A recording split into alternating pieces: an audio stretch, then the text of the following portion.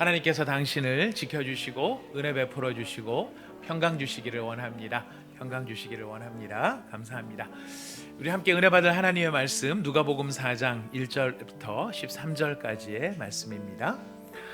누가복음 4장 1절에서 13절 말씀 다 찾으셨으면은 저와 여러분이 한 절씩 나누어서 본문 말씀을 읽도록 하겠습니다. 우리가 함께 나누어 읽는 이 말씀은 지금도 살아계신 하나님의 말씀입니다.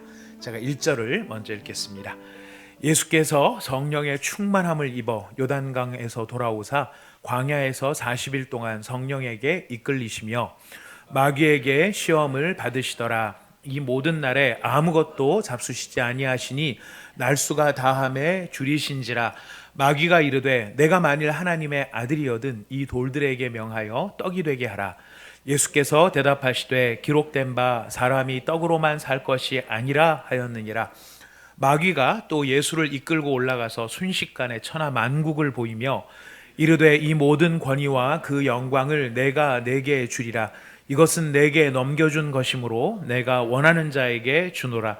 그러므로 내가 만일 내게 절하면 다 내 것이 되리라. 예수께서 대답하여 이르시되 기록된 바 주 너의 하나님께 경배하고 다만 그를 섬기라 하였느니라. 또 이끌고 예루살렘으로 가서 성전 꼭대기에 세우고 이르되 내가 만일 하나님의 아들이거든 여기서 뛰어내리라. 기록되었으되 하나님이 너를 위하여 그 사자들을 명하사 너를 지키게 하시리라 하였고 또한 그들이 손으로 너를 받들어 내 발이 돌에 부딪히지 않게 하시리라 하였느니라. 예수께서 대답하여 이르시되 주 너의 하나님을 시험하지 말라 하였느니라. 다 함께 읽으시겠습니다. 마귀가 모든 시험을 다 한 후에 얼마 동안 떠나니라. 아멘. 여러분, 갑자기 날씨가 좀 추워졌습니다. 싸늘해지고 서늘해진 게 아니라 추워졌고요. 어젯밤에 저녁 시간에부터 막 추워지기 시작해서 아마 경험하신 분들은 다 아시겠지만 한겨울 속에 들어온 것 같은 그런 강한 바람 또 추위 속에 있었습니다. 여러분, 왜 이렇게 추워졌는지 아십니까? 사실 계절하고 맞지 않게 조금 더 빨리 추워졌는데요. 그것은 여러분 혹시 웨이크 섬이라고 들어보셨는지 저도 잘 모르는 섬입니다.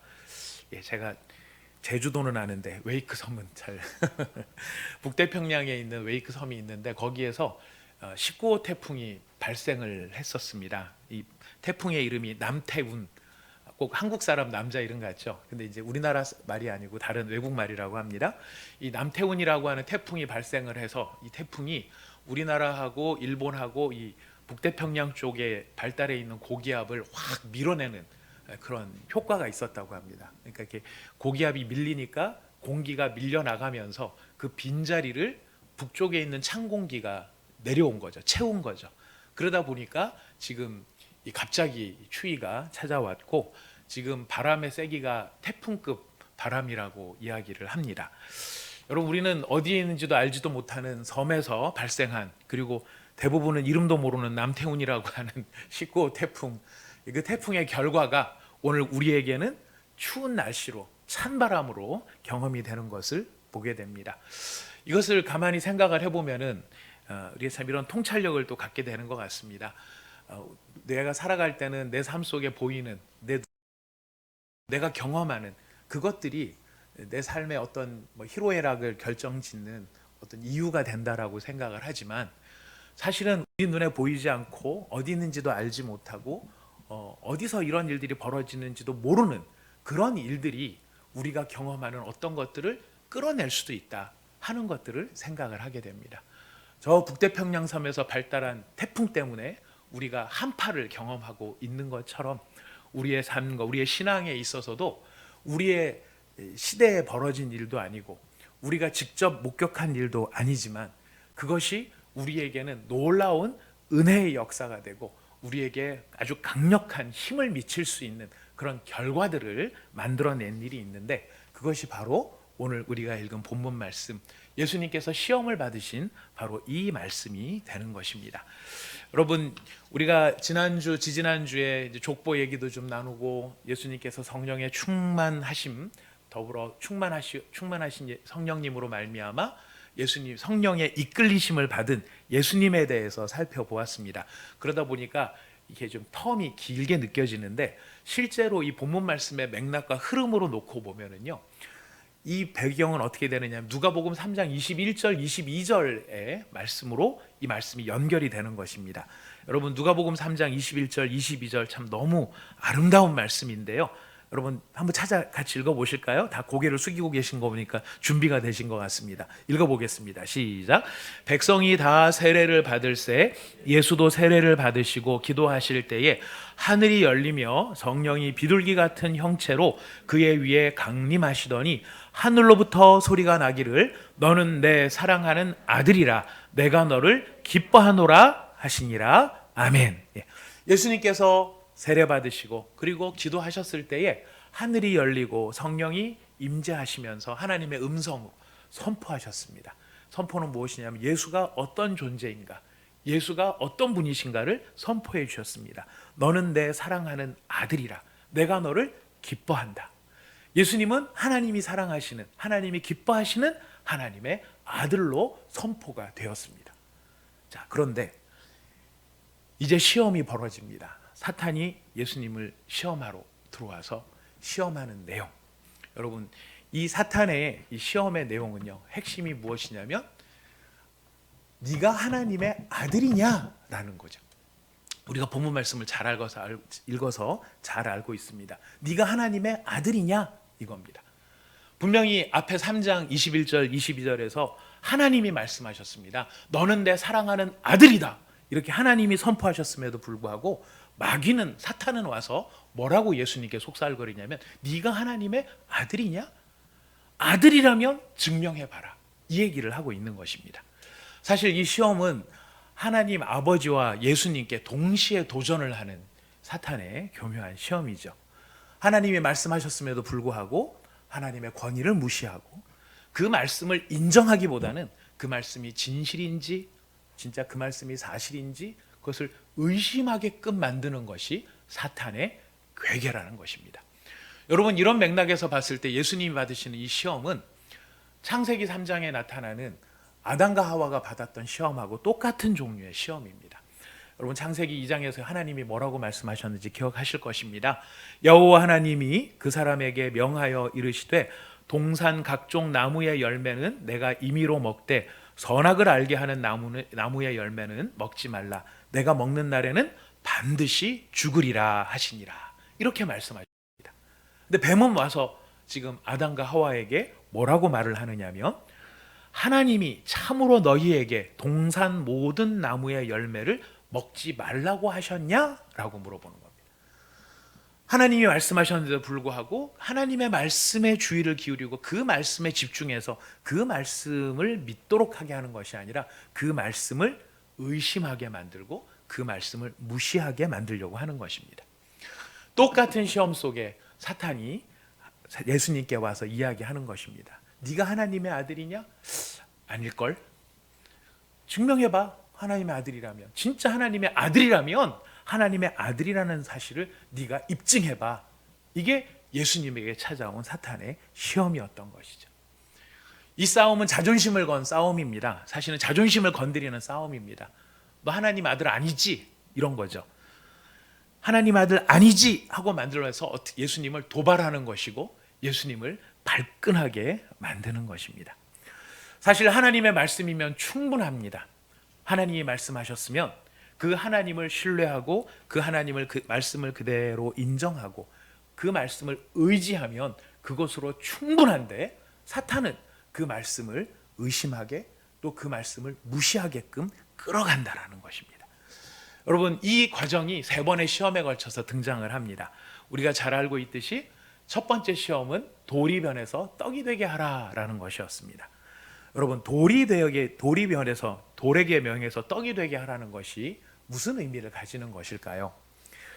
그냥 예수님한테 너 물질 변화시킬 수 있는 능력이 있니? 물질을 변화시켜봐라. 하나님의 아들인지 한번 보겠다. 이런 일이 아니죠. 지금 여기서 돌들에게 명하여서 떡이 되게 하라고 하는 것이 의미하고 있는 바, 여러분, 예수님의 입장에서 이 말씀을 한번 들어보십시오. 예수님은 40일간 금식을 하시고 심히 줄이셨습니다. 거의 피골이 상접하셔서 살아있는 해골이라고 해도 과언이 아닐 정도로 바짝 메말라 계신 상황입니다. 그런 예수님에게 가장 시급한 일이 있다면 어떤 일일까요? 먹고 회복하는 일일 것입니다. 먹고 회복하는 것이 중요한 것은 그것이 생명을 살리는 일이기 때문에 그렇습니다. 자, 그러니 지금 사탄이 말하는 바의 의미가 무엇이겠습니까? 예수님에게 이야기하는 것입니다. 너에게 가장 시급한 일을 해. 너에게 가장 급한 일을 해. 하나님이 어디 가시겠니? 하나님이 지금 너 지금 이거 하는 동안에 너 시급한 일 좀 하고 있다고 해서 하나님이 지금 어디 가셔서 딴 동네 가시고 하나님이 사라지시겠니? 우선은 너한테 급한 일, 우선은 지금 너한테 다급한 일, 그것부터 하고 그 다음에 하나님을 찾든지 하나님을 믿든지 그래도 늦지 않지 않냐? 이 질문이, 이 의미가 여기에 담겨 있는 것입니다. 시급한 일이라고 하는 것, 예수님의 입장에서 시급한 일은 사는 일입니다. 살아야지. 사는 것보다 더 중요한 게 어디 있겠어? 사는 것보다. 목숨보다 더 중요한 일이 어디 있겠어? 생명보다 더 중요한 일이 어디 있겠어? 신앙이고 사명이고 그게 다 살자고 하는 일이지 죽으면 무슨 소용이 있겠어? 여러분, 맞는 말입니까? 틀린 말입니까? 어떻게 생각하십니까? 여러분들은 어떻게 생각하십니까? 사는 것보다 더 중요한 게 어디 있겠습니까? 목숨보다 더 중요한 게 어디 있겠습니까? 생명보다 더 중요한 게 어디 있겠습니까? 죽으면 말짱? 꽝이죠. 그렇습니까? 바로 그렇게 사탄은 이야기를 하는 겁니다. 그러니 너의 생명을 위해서, 네가 살기 위해서 떡을 만들어 봐라 라는 것입니다. 지금 사탄은 예수님에게 목숨보다 더 중요한 것은 없다. 너 자신보다 더 중요한 것은 없다. 이렇게 이야기를 합니다. 예수님이 뭐라고 대답을 하시나요? 기록된 바 사람이 떡으로만 살 것이 아니다 라고 이야기하십니다. 떡으로만 살 것이 아니다. 떡으로 살 것, 지금 떡이 시급한데, 그렇죠? 지금 의미를 여러분 아시겠죠? 떡을 만드는 거는 그냥 도리변에서 떡이 되게 하는 기적의 문제가 아니라 예수님에게 시급한 일, 그거는 먹고 사는 문제인데 예수님이 떡으로만 사는 게 아니다 이렇게 말씀하시는 의미는 뭐가 될까요? 목숨보다 생명보다 자존심보다 더 중요한 것이 있다라는 것입니다. 사탄은 목숨보다 더 중요한 건 없고 생명보다 더 중요한 건 없다고 말하지만, 그러니 떡이 꼭 필요하다고 말하지만 예수님은 사람이 떡으로만 사는 게 아니다라고 하는 이 말씀을 통해서 목숨보다 생명보다 내 자존심보다 더 중요한 게 있는데 그것은 무엇이냐면 하나님 아버지를 사랑하는 것이다. 하나님을 사랑하는 것이 내 목숨보다 더 중요한 것이다. 하나님을 신뢰하고 하나님을 사랑하고 하나님을 믿는 것이 예수님에게 나는 내 목숨보다 하나님을 사랑하는 게 더 중요하다라고 말씀하십니다. 왜 그럴까요? 예수님은 왜 그렇게 대답하시는 걸까요? 왜 하나님을 사랑하는 게 나에게 더 중요하다고 말씀하시는 걸까요? 예수님은 하나님의 아들이기 때문에, 나는 하나님의 아들이기 때문에, 내가 하나님의 아들이라는 사실을 내가 무슨 능력을 보여줘서 기적을 보여줘서 내가 하나님의 아들이라는 것을 입증해 보이는 것이 아니라 내가 하나님의 아들이라는 것을 나는 하나님을 사랑하는 것을 통해 보여주겠다. 여러분, 하나님의 아들은 어떤 사람일까요? 하나님을 사랑하는 사람입니다. 하나님을 사랑하되 목숨보다 더. 여러분, 이런 시험에 우리가 통과할 수 있을까요? 질문을 던져놓고 넘어가겠습니다. 두 번째, 사탄이 예수님에게 한 시험은 내게 절하면 천하만국이 다 너의 것이 될 것이다 라고 말합니다. 마귀가 아주 초자연적인 방법으로 순식간에 이 온 세상의 나라들의 권세와 영광, 그 권세자들이 누리는 모든 것들을 순식간에 보여줍니다. 그러면서 뭐라고 말하느냐면은 이것을 내가 너에게 줄 수 있다라고 말합니다. 이 모든 것을 다 너에게 줄 수 있다. 메시아 그리스도에게 줄 수 있다. 사실 이 말씀이 참 사실 교묘하게 사탄이 이야기를 하는 건데요. 구약의 예언, 하나님께서 메시아를 보내실 것이고 그 메시아에게 어떤 권세를 줄 것인가 하는 예언을 구약에 많이 예언을 해 놓으셨습니다. 미리 예언을 해 놓으셨습니다. 그 예언들을 제가 한두 가지만 읽어보면은요, 내가 시편에 보면 내가 여호와의 명령을 전하노라. 여호와께서 내게 이르시되 너는 내 아들이라. 오늘날 내가 너를 낳았도다. 내게 구하라. 내가 이방 나라를 내 유업으로 주리니 내 소유가 땅끝까지 이르리로다. 시편 2편에 나오는 말씀입니다. 다니엘서 7장 13절에는 다니엘 이런 환상을 봅니다. 내가 또 밤에 환상 중에 인자 같은 이가 하늘 구름을 타고 와서 옛적부터 항상 계신 이에게 나아가 그 앞에 인도되매 그에게 권세와 영광과 나라를 주고 모든 백성과 나라들과 다른 언어를 말하는 모든 자들이 그를 섬기게 하였으니 그의 권세는 소멸되지 아니하는 영원한 권세요 그의 나라는 멸망하지 아니할 것이니라. 그래서 예수님께서도 무슨 말씀을 하시냐면 마태복음 28장 18절에 보면 예수께서 나와 말씀하여 이르시되 하늘과 땅의 모든 권세를 내게 주셨다, 이렇게 말씀을 하시는 겁니다. 그러니까 지금 구약 성경에는 하나님 아버지께서 메시아에게, 그리스도에게 원래 이 모든 권세를 다 주시기로 되어 있었는데, 다 약속을 하셨는데 사탄이 툭 튀어 들어와서 이야기합니다. 그거 나도 줄 수 있어. 나도 줄 수 있어.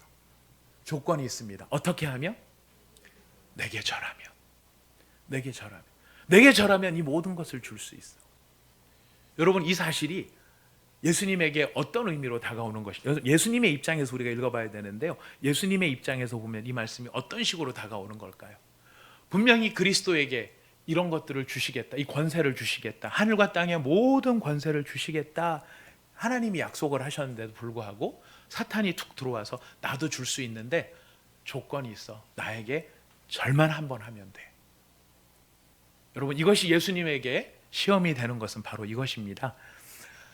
하나님께서 그리스도에게 이 모든 권세를 주시는데 이 모든 권세는 어떤 과정을 거쳐야 되느냐면 십자가의 죽음의 과정을 거쳐서 메시아에게 이 권세가 주어지는 것입니다. 모든 고난과 환난과 핍박, 하나님의 아들이요 예수님이 성자이시고 메시아이심에도 불구하고 십자가의 죽음의 과정, 그 모든 비웃음과 조롱과 고통을 겪고 난 다음에, 그 다음에 주어지는 것이 바로 이 모든 하늘과 땅의 권세였던 거예요. 사탄은 지금 뭐라고 말을 합니까? 절만 하면 돼. 한마디로 요약하면 편한 길이 있다라는 거예요. 지름길이 있다라는 거예요. 네가 메시아고 네가 그리스도이기 때문에 네가 이런 권세를 가질 수 있지만 그 권세를 갖기 위해서는 굳이 힘든 길로 돌아갈 필요가 없다. 얼마든지 편한 길이 있고 얼마든지 빠른 길이 있다. 뭐만 하면 돼요? 절만 하면 돼요. 근데 이 표현이, 사탄이 얼마나 교묘한지 표현이 아주 기가 막힌 것이, 계속 절하라는 시제가 아니에요. 한 번만 절하면 된다. 한 번만. 여러분, 눈 한 번 딱 질끈 감고 한 번 딱 절하고 나면 그 고생 내가 안 해도 된다.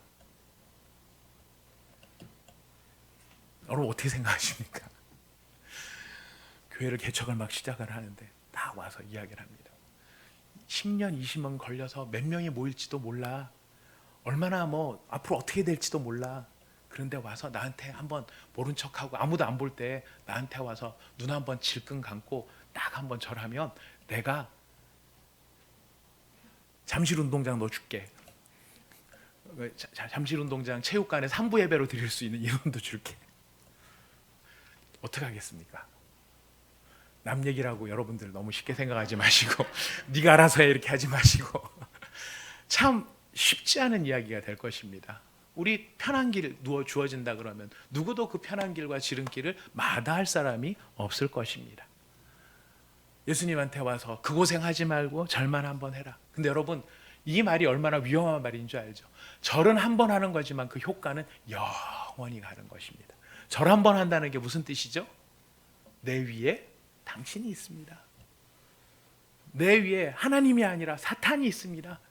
이것을 지금 요구하고 있는 것입니다. 하나님, 예수님께서 이것을 어떻게 대답하십니까? 기록된 바 주 너의 하나님께 경배하고 다만 그를 섬기라. 다만 그를 섬기라. 내가 힘든 길을 가든 돌아가는 길을 가든 끝이 없어 보이는 그 계속되는 길을 간다 할지라도 편한 게 문제가 아니다. 편한 게 문제가 아니다. 편한 게 문제가 아니라 누구를 섬기는 게 문제입니까? 하나님을 섬기는 게 문제다. 길이 편한 게 문제가 아니고 빨리 가는 게 문제가 아니고 하나님을 섬기느냐 하나님을 섬기지 않느냐, 그것이 진짜 문제다. 예수님께서 대답을 하십니다. 내 하나님을 경외하며 오직 하나님만을 예수님이 선언하시는 거죠. 나는 편한 길에 대해서는 관심이 없다. 누구를 섬기는 데 관심이 있는 거예요? 하나님을 섬기는 데 관심이 있다. 마지막 세 번째로 사탄이 이야기합니다. 성전 꼭대기에서 뛰어내리라. 하나님이 너를 지키시리라. 무엇에 대한 도전이 있습니까? 네가 만약 하나님의 아들이라면, 네가 진짜 하나님의 아들이라면 누가 너를 보호하신다? 사랑하는 여러분, 여러분들은 다 하나님의 자녀입니다. 누가 여러분들을 보호하시나요? 자신 없으십니까? 자신 없으십니까? 지금 사탄이 묻는 것입니다. 네가 진짜 하나님의 아들이라면 하나님이 너를 보호하시지 않겠느냐? 그러니까 하나님이 너를 보호하시는지 안 하시는지 그거 너 한번 보여줘 봐라. 하나님이 보호하는 사람이라는 걸 딱 나타내면 네가 하나님의 아들이라는 게 입증되지 않겠느냐? 여러분, 이 사탄이요, 지금 하고 있는 말들이 굉장히 단순해 보이고 어떻게 보면 좀 어떻게 유치하게도 보여요. 아주 심플하게도 보이는데 이거를 씹어보면 곱씹어 볼수록 진짜 교묘하고요, 진짜 교활한 꾀가 여기에 담겨 있어요. 마귀가 지금 누구를 시험하고 있죠? 예수님을 시험하고 있어요. 예수님을 시험하고 있는데 예수님한테 뭐라고 시키고 있냐면은 하나님을 시험해 보라고 얘기하고 있는. 예수님을 시험하면서 그 예수님한테 하나님을 시험해 보라고 시험 문제 내면서 또 시험 문제를 내보라고 이야기를 하고 있는 거예요. 얼마나 교묘한지 모릅니다. 자, 이게 무슨 뜻입니까? 네가 하나님의 아들이라면 네가 고난도 없어야 되지 않냐? 어려움도 없어야 되지 않냐? 힘든 일도 없어야 되지 않냐? 위기 때에는 지켜주셔야 되지 않냐? 그래야 네가 하나님의 아들 아니냐? 여러분, 이 시험은요, 오늘날 우리들도 자주 경험하는 시험입니다. 예수 믿는데 뭐가 이렇게 힘들어요? 예수 믿는데 왜 이렇게 꼬여요? 제가 어느 때보다 기도를 열심히 했는데 왜 일들은 더 힘들어지나요? 정말 하나님이 나를 사랑하신다면 하나님이 나를 지켜주셔야 하는 거 아닌가요? 근데 왜 하나님은 왜 나를 잊어버리셨나요? 이런 질문들이 우리의 삶 속에서 자주 다가오는 것을 우리는 경험할 수 있습니다. 그러면 무슨 생각이 듭니까? 사탄도 지금 이야기를 하는 겁니다. 이런 모든 상황 속에서 하나님이 너를 보호해 주셔야 되는 거 아니냐? 근데 만약 보호해 주시지 않는다면 둘 중에 하나다. 네가 하나님의 아들이 아니거나 아니면 하나님이 가짜거나. 사탄이 그렇게 이야기를 하는 것이죠. 하나님의 사랑을 의심하게 만들고 하나님의 능력을 의심하게 만들고 하나님의 아들이라는 예수님의 신분을 의심하게 만드는 정말 고도의 술책이 되는 것입니다. 네, 여러분, 만약 예수님께서 지금 고난도 어려움도 고난이 생길 때마다 막 예수님한테 힐난하는 사람들, 입이 돌아가고 예수님한테 뭐라고 잘못 말하는 사람들이 막 갑자기 막 그냥 막 쓰러져 죽고 막 이런 일들이 벌어진다. 그리고 예수님을 막 이렇게 괴롭히려고 하는 그 가룟 유다 같은 인간들이 갑자기 녹아내리고 불타 없어지고 막 이런 일들이 보인다. 굉장히 그 당시에는 멋있어 보이겠지만 무슨 문제가 생기는 걸까요? 예수님이 십자가를 지실 수가 없게 되는 겁니다. 고난을 피하고 어려움을 피하고 환난을 피하고 문제를 피하면, 그래서 그런 것으로 하나님의 아들됨을 증명하려고 한다면 예수님은 절대 십자가를 지실 수가 없게 되는 것입니다. 예수님이 이 시험에 대해서 뭐라고 말씀을 하십니까? 주 너의 하나님을 시험하지 말라. 여러분, 이 말씀이 어디서 나온 말씀이냐면은 신명기 6장 16절에서 나오는 말씀이에요. 너희가 마사에서 시험한 것 같이 너희의 하나님 여호와를 시험하지 말고 라고 신명기 6장에 되어 있습니다. 마사에서 무슨 시험을 했는가? 여러분, 이건 한번 찾아봅시다. 출애굽기 17장 7절 말씀입니다. 출애굽기 17장 7절 말씀 같이 읽어보도록 하겠습니다. 출애굽기 17장 7절 말씀 다 함께 읽겠습니다. 시작. 그가 그곳 이름을 마사 또는 무리바라 불렀으니 이는 이스라엘 자손이 다투었음이요 또는 그들이 여호와를 시험하여 이르기를 여호와께서 우리 중에 계신가 안 계신가 하였음이더라. 마사에서 물이 없어서 고통을 당하고 있으니까 이스라엘 백성들이 지금 뭐라고 지금 모세하고 막 싸움박질을 하는 겁니까? 지금 물이 문제가 아니에요. 이스라엘 백성들이 모세에게 따지는 것은 물로 촉발된 일이긴 하지만 근본적인 질문은 따로 있었어요. 하나님이 진짜 우리랑 함께 하시는 거냐? 하나님이 우리랑 함께 하신다면 어떻게 이런 고난이 있을 수가 있느냐? 하나님이 나를 진짜 우리를 사랑하신다. 우리가 진짜 하나님의 백성이라고 한다면 어떻게 하나님이 우리에게 이런 일들을 허락하실 수가 있겠냐? 그래서 지금 따지는 게 뭐냐면 하나님이 우리 중에 계시냐 안 계시냐, 하나님이 우리한테 있느냐 없느냐, 이거를 이스라엘 백성들이 시험하였던 거예요. 고난 중에 놓여 있었기 때문에, 그 고난 때문에 하나님이 나를 사랑하지 않는다라고 생각했던 바로 그것, 바로 그것이 마사에서 있었던 일이고, 모세가 신명기의 말씀을 전하면서 이스라엘 백성들에게 신신당부, 신명기가 신신당부입니다. 신신당부하는 게 뭐냐면 마사에서 했던 것처럼 그렇게 의심하지 말라는 것입니다. 고난 가운데, 힘든 가운데 있다고 해서 하나님이 나한테 계시냐 안 계시냐 이거를 묻는 것이, 하나님의 사랑을 의심하는 것이 바로 시험거리다, 시험이다라고 이야기를 하시는 것이죠. 지금 예수님께서 이 이야기를 인용하신 이유가 어디에 있습니까? 내가 지금 고난 가운데 있고 내가 어려운 가운데 처할 수 있고, 그런 고난과 어려운 가운데 처했을 때 하나님이 나를 마치 돌보지 않으시는 것처럼 느껴진다 할지라도 예수님이 선언하시는 것입니다. 나는 변함없는 하나님의 아들이다. 그 환난과 시험과 어려움 속에 내가 처박혀 있는 순간이라 할지라도 나는 변함없는 하나님의 아들이다. 예수님이 이렇게 말씀하시고 시험하지 말라는 이 모든 걸 통틀어 보면 정리하면 이런 것입니다. 나는 내가 경험하는 일, 나에게 일어나는 일, 내가 당하는 일을 가지고 나의 신분을 판단하지 않는다. 그럼 뭘로 판단하시는 걸까요? 예수님이 하나님의 아들이라는 자기의 신분을 무엇으로 확증하시는 걸까요? 하나님이 그렇게 말씀하셨으니까. 하나님이 그렇게 말씀하셨으니까. 내가 하나님의 아들인 이유는 나한테 고난이었고 환난이었고 어려움이 없어서 하나님의 아들인 것이 아니고 하나님이 나한테 하나님의 아들이라고 말씀해 주셨으니까. 그 말씀을 해주신 분이 하나님이시니까, 그러니까 나는 하나님의 아들인 거야. 예수님께서 세 가지의 이 시험, 첫 번째 시험은 시급한 길로 먼저 가라 이거고요. 두 번째 시험은 편한 길로 가라라는 것이. 세 번째 시험은 안전한 길로 가라입니다. 안전한 길로. 정리 잘 되시죠? 첫 번째 시험은 시급한 길로 가라.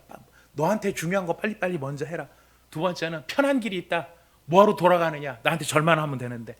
세 번째 길은 무엇입니까? 안전한 길로 가라. 하나님의 아들이라며. 예수님의 모든 답변의 핵심은 무엇일까요?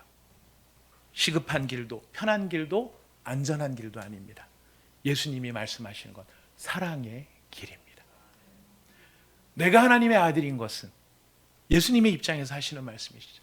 내가 하나님의 아들이 되는 것은, 하나님의 아들이라는 것은 바로 내가 하나님의 말씀을 지키는 것이고, 그 말씀을 주시는 하나님을 사랑하는 것이고, 하나님을 사랑하는 바로 그것이 내가 하나님의 아들이라고 하는 증거인 것이다. 사랑하는 여러분, 예수님께서 이 모든 시험을 말씀으로 이기셨는데, 재밌게도 이 세 가지의 말씀 전부 다가 어디에 나오는 말씀이냐면 신명기에 나오는 말씀이세요. 예수님은 신명기에 나오는 이 말씀을 다 인용하시면서 사탄의 이 시험들을 이겨나가십니다. 왜 하필이면 신명기일까요? 여러분, 신명기의 주제, 아까 말씀드렸습니다. 신명기의 의미가 신신당부예요. 모세가 죽기 전에 이스라엘 백성들한테 당부하고 또 당부하는 것입니다. 그 모든 당부의 핵심이 무엇인가? 여러분, 신명기 6장 4절 5절 말씀입니다.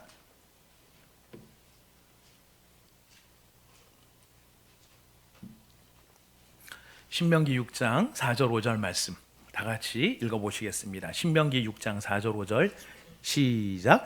이스라엘아 들으라. 우리 하나님 여호와는 오직 유일하신 여호와이시니 너는 마음을 다하고 뜻을 다하고 힘을 다하여 내 하나님 여호와를 사랑하라. 아멘. 신명기 신신당부, 모세의 신신당부가 무엇이냐면 내 하나님 여호와를 사랑하라라는 것이.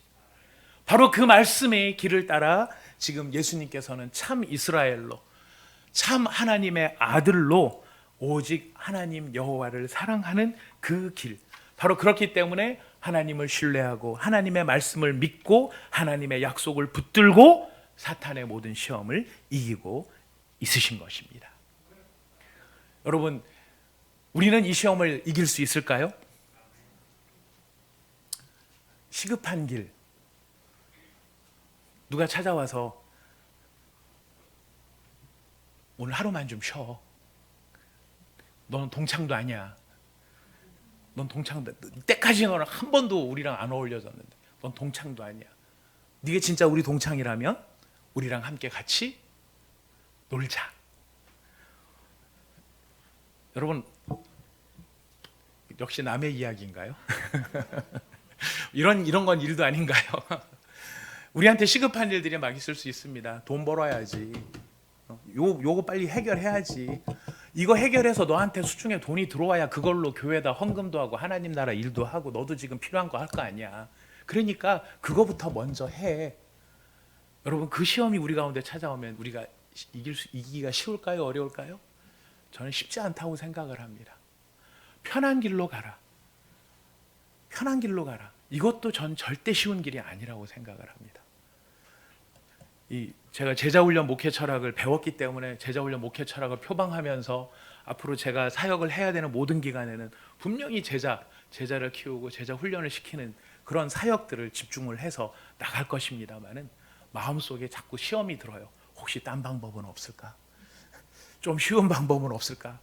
지금 2년씩이나 같이 붙들고 씨름하면서 열심히 노력하는데 처음이나 끝이나 별로 차이는 안 나 보인다고 스스로 생각하지만 저는 많이 차이가 나십니다. 변하셨어요. 이렇게 말을 해야 되는 그런 상황들 속에 좀 더 쉬운 길은 없을까? 한번 딱 쳐서 사람이 확 변하는 그런 방법은 없을까? 그런 방법이 있다 그러면은 절하지 않을 수 있을까? 쉽지 않다고 생각을 합니다. 안전한 길, 힘든 길, 안전하지 않고 힘든 길, 우리가 그런 길들을 간다는 것 참 어려운 일들인 것이죠. 우리 힘으로는 안 됩니다. 근데 우리가 이런 말씀을 듣고 보면 아 그래, 우리한테 사탄이 시험을 이렇게 걸어오면 우리도 예수님처럼 말씀을 인용해서 그 말씀을 선포하고 사탄을 이겨보자. 여러분, 이기시기를 바랍니다. 근데 이겨집니까? 이기기를 원하는 마음은 우리한테 이만큼 있지만 사실 그런 시험이 다가오면은요 결정적으로 우리가 넘어져요. 넘어지면서 항상 뭐라고 넘어지냐면 저 같은 경우는 저의 경험을 이야기하자면 한 번만, 주로 그쪽에서 많이 넘어지는 것 같아요. 한 번만 이렇게 하는 시험들. 사실 우리는 이 시험을 이길 수 없습니다. 그럼 우리는 절망이에요. 절망인데 여러분, 제가 서론의 말씀을 드렸습니다. 내가 보지도 못했고 내가 알지도 못하는 어디에서 일어난 그 일이 우리한테 엄청난 영향을 미친다고 하지 않았습니까? 예수님께서 지금 우리가 알지도 못하고 우리가 보지도 못했던 그곳에서 사탄을 이기셨어요. 우리가 이 사탄을 이길 수 있는 힘과 능력은 어디서 생기는가? 내가 각오하고 내가 결심하고 내가 하지 말자고 해가지고 아니면 내가 힘내자고 해가지고 힘이 날 수 있는가? 아니라는 거예요. 우리가 이 모든 사탄을 이길 수 있는 힘과 방법은 어디에 있는가? 시험을 이기신 바로 그 예수님을 의지할 때 우리는 비로소 그 시험을 이길 수 있다는 것이에요. 내가 이기는 것이 아닙니다. 내가 결심하는 게 아닙니다. 우리가 그 시험을 이길 수 있는 것은 우리가 예수를 믿을 때에 우리 안에 찾아오시는 아들의 영, 예수의 영, 예수님의 영이 우리 안에 들어오시는 거죠. 그리고 그 예수님의 영이 우리 안에서 이 일을 시작하시는 겁니다. 예수님의 영은 어떤 영입니까? 그 아들의 영은 어떤 영입니까? 그 아들이 어떤 일을 하셨습니까? 아버지를 사랑하시는 일을 하신 거거든요. 우리가 우리 힘으로 내가 하나님을 사랑해야지, 사탄은 우리 힘으로 할 때는 교묘하게 와가지고 한 번에 푹 찌릅니다. 이렇게 좋은 게 있는데 그럼 한 번만 요거 이렇게 택하게 되죠. 그러나 하나님의 아들의 영이 우리 안에서 역사하실 때는요, 그거 한번 되게 좋아 보이지? 그러나 하나님을 사랑하는 것이 더 아름다운 일이야.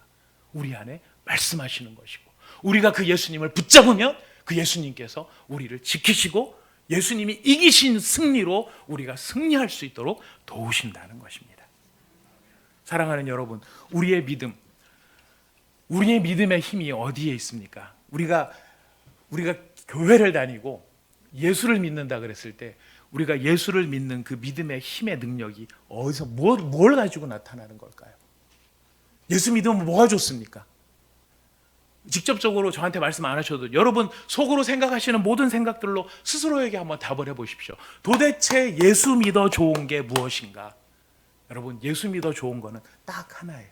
우리가 예수님과 연합된 존재가 된다는 것이, 우리가 예수님과 하나가 된다라는 것이, 하나가 됨으로 말미암아 우리 안에 예수님의 그 아들의 영이 우리 가운데 임재하셔서, 다시 말씀드립니다, 우리 안에서 하나님의 아들의 일을 시작하시는 거예요. 우리는 구원받은 하나님의 백성임에도 불구하고 여전히 죄된 본성이 남아 있습니다. 여러분, 죄의 가장 본질이 무엇이냐면 아버지보다 나를 더 사랑하는 것이 죄의 본질이에요. 거기에서 모든 죄의 열매가 생기는 겁니다.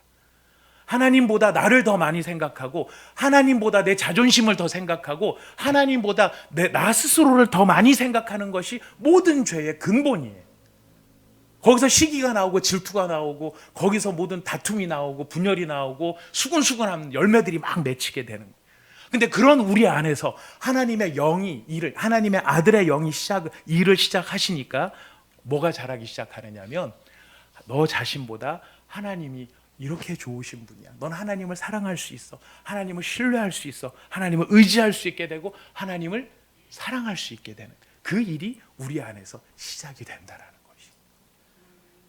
사탄이 우리 가운데 찾아와서 시험할 때에 어떤 때는 넘어지기도 하지만 그 우리 안에 계시는 예수의 영으로 말미암아 우리는 그 어려움 싸움 속에서 예수의 영으로 승리할 수 있게 되고, 예수의 영으로 말미암아 하나님이 기뻐하시는 하나님의 아들다운 모습으로 우리가 반응할 수 있게 된다는 것입니다.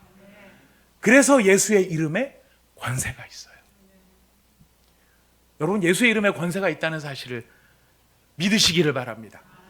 예수의 이름을 진심으로 의지하고 그 예수의 이름을 신뢰하고 그 예수의 이름을 부를 때 우리가 승리할 수 있다는 것, 우리에게 주어진 특권이고 권세인 것입니다. 우리는 자꾸만 우리가 빠지는 시험은 어디에 있냐면 그 예수님을 의지하지 않고 자꾸 내가 스스로 하려고 한다는 데 있다는 거예요. 안 한다고 하면서도 그렇게 할 때가 많아요. 그런지 아닌지 여러분 분별할 수 있는 공식을 하나 알려드릴까요? 예수님의 힘으로 했는지 아니면 예수님의 힘을 의지하지 않고 내 힘으로 하는지 안 하는지를 분별할 수 있는 공식이 하나 있어요. 뭔가를 다 이루어 놓은 다음에 그게 누구 자랑으로 돌아가는가를 보시면 돼요. 뭔가 하나의 일을 딱 완수해 놓으시고 그걸 가지고 내가 어떤 태도를 가지고 그거를 바라보는지를 보면 내 힘으로 했는지 예수의 힘으로 했는지가 드러난다는 것이. 내 힘으로 했으면 그게 다 누구 자랑으로 돌아올까요?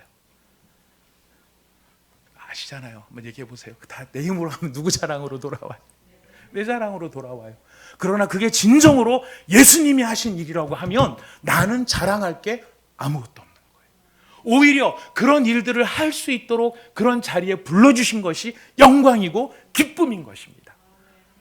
나 같은 것을 벌어지만도 못한 나를, 여러분 이게 관용구가 아니라요, 어느 시점에 이르니까 진짜 그걸 깨닫게 돼요. 나 진짜 버러지보다 내가 나은 게 없구나. 내가 정말 아무것도 아닌 존재구나. 내 힘으로는 아무것도 할 수 없는 거구나. 그런데 이 일이 이루어졌어? 다 누가 하신 일이에요? 하나님이 하신 일이에요. 그래서 우리가 누구를 자랑할 수밖에 없습니까? 하나님을 자랑하고 예수님을 자랑할 수밖에 없게 되는 것이죠.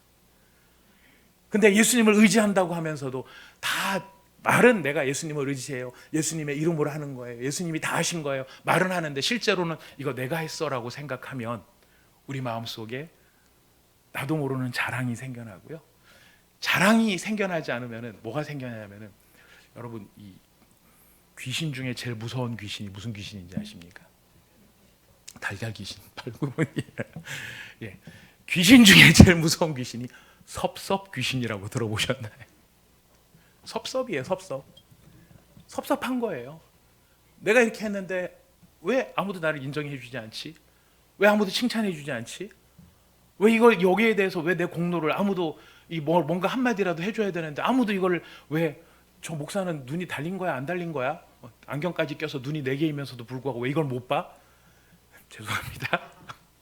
이런 섭섭함이 찾아오는 것. 이게 다 누가 했다는 뜻입니까? 사실은 내가 했다는 뜻이에요. 여러분 그럼 우리한테는 우리가 소망이 없는 게 아니에요. 그런 우리를 지금 훈련시켜 가고 계시는 겁니다. 그런 이게 우리 실력이에요. 원래 이게 우리 실력이고요. 하나님의 영이 우리 가운데, 예수님의 영이 우리 가운데 들어오고 아들의 영이 우리 가운데 들어오셔서 우리를 변화시키고 새롭게 하시는데, 이것을 우리 힘으로 안 된다라고 하는 것을 보여주시면서 예수님의 이름을 의지해 이 일이 이루어지게 하는 것을 보시고 가르치시는 거예요. 예수의 이름으로 되는 거다. 이거는 예수의 이름으로 되는 거다. 아들의 영으로 되는 거다. 성령으로 되는 거다. 그러니까 네가 아들을 의지하고 예수님을 의지하고 성령님을 붙잡아야 돼. 예수님의 이름을 의지해야 돼. 이걸 우리에게 가르쳐 주시는 것입니다. 그래서 날마다 우리의 기도는 무엇입니까? 예수여 나를 도와주옵소서. 예수님 나를 도와주옵소서. 예수님 도와주옵소서. 이 모든 시험 가운데, 이 모든 유혹 가운데, 이 모든 상황 속에 주님 승리할 수 있도록 나를 도와주십시오. 예수님이 이기셨고 이기신 예수님이 나와 함께 하시니까 나는 이길 수 없지만 예수님은 이길 수 있습니다. 예수님 나를 도와주십시오. 우리 예수님이 얼마나 좋으신 분인지 여러분 너무 잘 아시죠? 복음서에 보면은요, 예수님 앞에 나간 사람, 예수님이 거절한 사람 한 사람도 없다는 것 찾아보시기를 바랍니다. 예수님 앞에 나간 사람, 예수님 저 좀 도와주세요 라고 말했던 사람 중에 예수님이 치워라 말하고 한 사람이 하나도 없습니다. 꺼져라도 없습니다. 가거라도 없습니다. 만져주시고 고쳐주시고 안아주시고. 그래서 우리가 예수 앞에 나가면 소망이 있는 것입니다. 예수님 나를 도와주십시오. 여러분 이것이 우리의 고백이 되기를 원합니다. 여러분 급한 일, 편안한 길, 안전한 길로 우리 가운데 유혹이 찾아오거든 우리가 붙들어야 될 것은 사랑의 길입니다. 사랑의 길입니다. 그 사랑의 길 안에서 예수님, 저를 예수님이 아버지를 사랑하셨던 것처럼 저도 아버지를 사랑할 수 있는 그 영이 우리 안에 충만하게 하여 주옵소서. 우리 시간 같이 함께 기도하도록 하겠습니다. 우리 다 함께 오늘 주신 말씀을 붙잡고 하나님 아버지 앞에 여러분들의 마음을 드리며 기도하도록 하겠습니다. 하나님 아버지 참으로 감사합니다.